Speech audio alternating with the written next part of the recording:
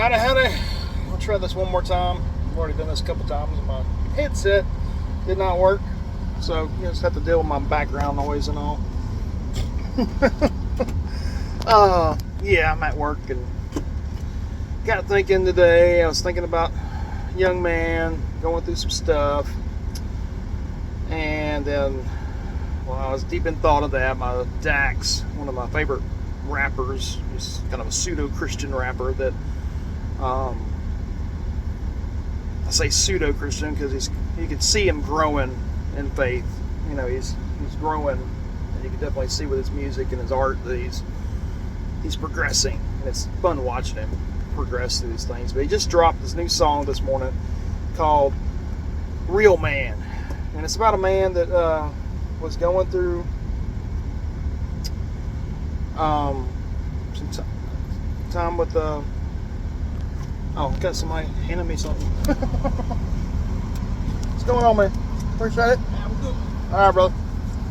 All right, this guy just handed me some pamphlet out here, spreading faith. I think. Will our world stay the same, get better, get worse?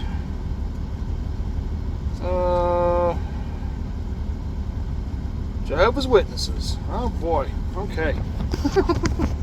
Oh, they're doing it, ain't they? They're doing it. Well, we ain't talking about Jehovah's Witnesses, but anyways, the song is about this young guy, and I think it's a story from his own life, of course, because he's talked about this girl that broke his heart in a few of them songs and got pretty ugly about it, went through depression and alcoholism and stuff because of that breakup. And she evidently came to him and said that she wanted a real man, and that's how she broke up with him. After he poured everything into that relationship, financially, spiritually, mentally, physically, everything. And then she finally comes to him because he didn't live up to her expectations and tells him, I need a real man. You know? And that's kind of what this other young man's going through. Of course, it's not come to the breakup part, but he's pouring everything he's got into this relationship. All four aspects. He's, mentally, physically, spiritually, financially, everything into it. And it's natural. I mean, we're guys. We want to, most of us, if you're a good guy, you want to be the hero. You want to take care of the family. You want to, do what God is putting your heart to do. Be the man, take care of the family, and sacrifice at whatever ends to provide. Which is great. There's nothing wrong with that at all. But it gets me thinking about the story of a guy that's going down the road with his family. He's got his wife and 2 kids in the car. It's the middle of the night. It's foggy, stormy night, and he ends up hydroplaning. All right, loses control of the car, goes off and ends up in a lake. The car's down in the water, and he manages to break free of his seatbelt and busts out the window to get out of the car. And then he has the first decision right there. It's like, what do I do right now? Split-second decision. He's already struggled and fought to get out of this car seat. So he's, he don't have any air. He's in the water. What can he do at this point? He can try to go ahead while he's down there and save somebody. But if he does so, he may drown himself. And then he's no good use to anybody else. And that one person might survive and, possibly be okay.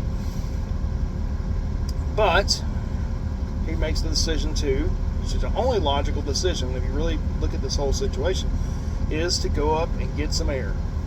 Go up and take care of himself, get himself secure, physically, mentally, and prepared for the task ahead. And so he goes up, gets some air, and then he has a second decision. Now that he's got some air and he can think, now he has a second decision. Who do I save next? And it's a split-second decision, but he's got to make it. It's like, if I save one of my children, I love my children with all my heart. Save one of my children, I still and I bring them up, then what next? He can get some more air, go back down and try to save another one, but time's wasting. Okay, so time's wasting if he does that. So what does he do? He gets his air, he goes back down, he saves his wife, because she's the one that can help him. He goes down and gets her free, and instead of them both right then go ahead and save the children, they both have to come up and get some air again. Both of them ready for battle, ready to fight, and they both go down as a team and save the children. That's the only way everybody makes it out alive. Okay? And this is a great lesson for all of us, men, women included, is that we've got to take care of ourselves. You've got to come up and get air.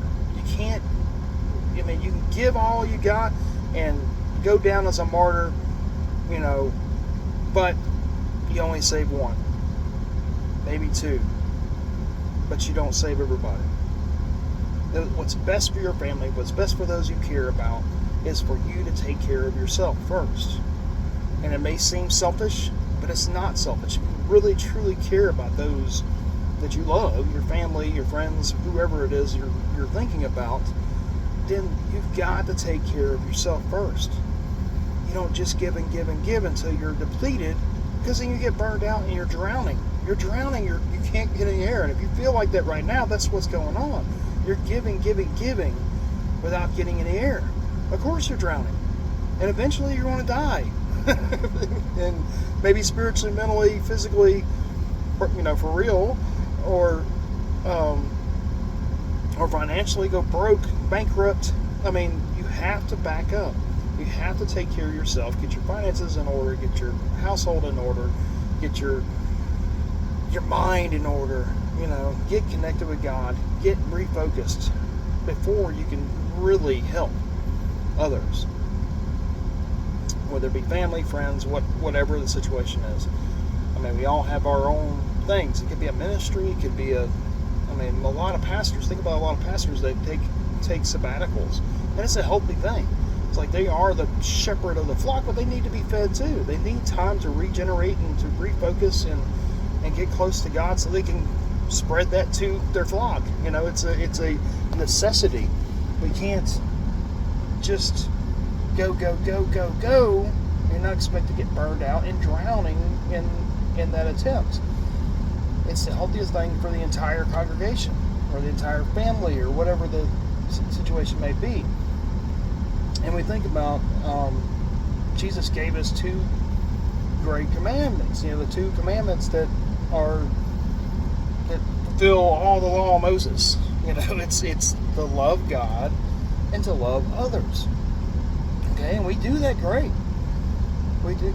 A lot of us are doing that, but we're leaving off a part of that commandment. Loving God and loving others. There's a part that we're missing.